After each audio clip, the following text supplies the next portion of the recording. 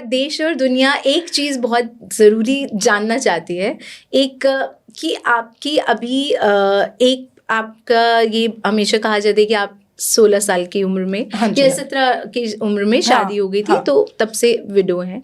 फिर अभी एक इंटरनेट पे कुछ अलग ही रंग बिरंगी बातें हो रही हैं शादी को लेके। अभी पुनीत वशिष्ठ के साथ कुछ लोग बोल रहे शादी हो गई, कोई बोल रहे रिश्ता हो गया, उसको कोई क्लैरिटी नहीं है। आप एक बार क्लियर कट बता सकते हैं कि क्या कहाँ शादी हुई थी और अभी फाइनली क्या स्टेटस है? नाजिया इलाही खान जब भी शादी करेगी ना, वन ऑफ द मेमोरेबल शादी करेगी जब दोबारा करेंगी। एक तो विधवा हूं मैं, दोबारा जब भी करूंगी ना छुपा कर नहीं करूंगी। छुपाने की जरूरत ही नहीं है ना, क्योंकि मैं कोई पाप तो करूंगी नहीं, विधि विधान के साथ शादी करूंगी। तो जब मैं पुनीत वशिष्ठ जी से मिली तब भी मैंने दुनिया को बताया, जब हमने सगाई का सोचा तब भी मैंने दुनिया को बताया, हमने सगाई की शॉपिंग की तब भी मैंने दुनिया को बताया, हम दोनों का लव एंड अफेयर चला मैंने दुनिया को बताया, आगे बढ़ के बताया। कितने साथ आप लोग कोर्टशिप पीरियड जो होता है, कितना समय आप दोनों ने एक साथ? आई थिंक 3.5-4 महीना। बस इतने समय में एकदम से ये फैसला कैसे, इतना बड़ा फैसला है कि फाइनली। एंड उनका काफ़ी एज गैप है आपसे। हाँ, वो 17 मार्च को वो 50 उनका कंप्लीट हो जाएगा और 11 फरवरी को 34 मेरा कंप्लीट होगा। तो ये तो काफ़ी I don't mind, but that okay, चले एज माइंड नहीं करे, but even then 3.5-4 months is a very short time इतना बड़ा फैसला लेने के लिए। नहीं, मैं कभी ये रिश्ता नहीं तोड़ती, कभी भी नहीं तोड़ती। But you were in love with him. अभी भी मेरे दिल में उनके लिए बहुत कसक है, अभी भी मेरे मन में उनके दिल के मतलब उनके लिए मेरे दिल से मतलब कोई बदतमीजी या कोई खुराफात या कोई गलत बात मैं नहीं निकाल पाती हूँ। ये उनकी इतनी सारी बदतमीजियों के बाद भी नहीं निकाल पाती हूँ। मैं ये रिश्ता कभी खत्म नहीं करती। अगर वो शादीशुदा पहले से ना होते। उन्होंने आपको नहीं बताया था? नहीं भाई, मेरे साथ बैठ करके उन्होंने कई पॉडकास्ट किए हैं, देश के बड़े बड़े चैनल्स पर किया है, शूट हुआ है, बड़े बड़े यूट्यूबर्स जिनके मिलियंस में फॉलोअर्स हैं, उन्होंने पूरा देहरादून में शूट किया। उन्होंने वहां पर भी इस बात को अग्री नहीं किया कि भाई डिवोर्स हुआ है, डिवोर्स हो चुका है। यही बात उन्होंने बोला। उन्होंने ये मेंटेन किया कि डिवोर्स हो चुका है। मैंने भी यही सोचा कि डिवोर्स हो चुका है। और आपने उतना, अब देखिए, मैं अपनी कम्युनिटी की कुरीतियां खोलती हूँ, मैं अपनी कम्युनिटी की कुप्रथाएं खोलती हूँ कि 4 बीवी रखता है ये कटमुल्ला। अब आप सोचिए कि मैं फंस गई आकर के फिर वहीं पर, मैं क्यों बनूं दूसरी बीवी?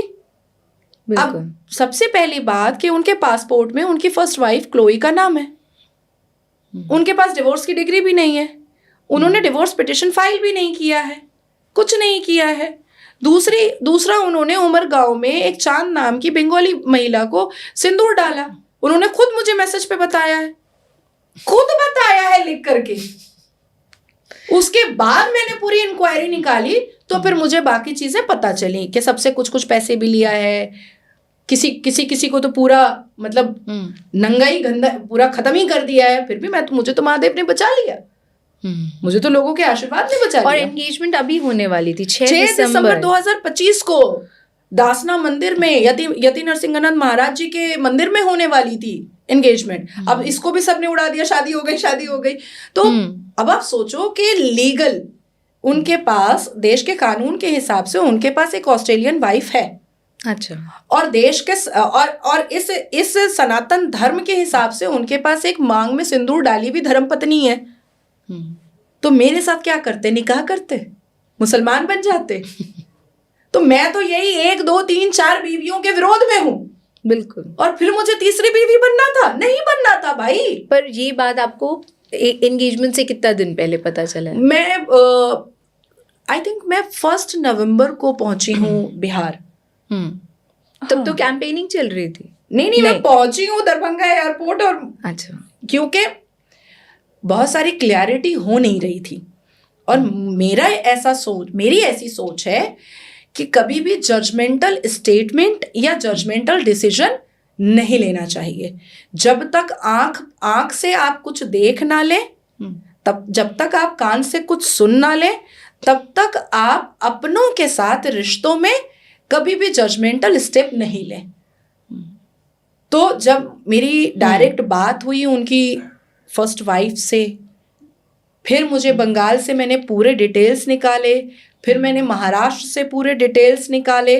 वो चांद, क्योंकि उसका बेटा जो है 28 साल का है और वो म्यूजिक कंपोज करता है। वो इतनी उम्र की हाँ, तो पुनीत जी के साथ बिल्कुल ठीक है, सिमिलर है। क्लोई भी जो है वो भी 51 है। अच्छा, उनके हिसाब तो के साथ वो बराबर लोग हैं। दोनों बीवियां उनकी बिल्कुल उनके एज से सिमिलर है। तो जब मुझे पूरा का पूरा सब कुछ मिला, तब मैंने पूरा दिन इलेक्शन कैंपेनिंग किया है, दिमाग में ये ले करके कि अब मैं क्या करूं। मैं किसी को जिताने आई हूं, यहां तो मैं खुद हार चुकी हूं। तो फिर मैंने यही सोचा कि सच बोलने में आज किस बात की, नहीं करनी शादी मुझे। क्योंकि जिस चीज के खिलाफ मैं लड़ रही हूं, जिस चीज के खिलाफ जाते जाते आज मतलब मेरी जिंदगी जीना दो भर हो चुका है, लेकिन फिर भी मैं अपनी बातों पर टिकी हुई हूं। तो मैं एक ऐसे व्यक्ति से शादी नहीं कर सकती जो व्यक्ति कई लड़कियों के साथ तो बिस्तर पर जा चुका है। चलो वो हो, ठीक है, आई डोंट माइंड, लेकिन 2 बीवियां रख रहा है बिना बताए।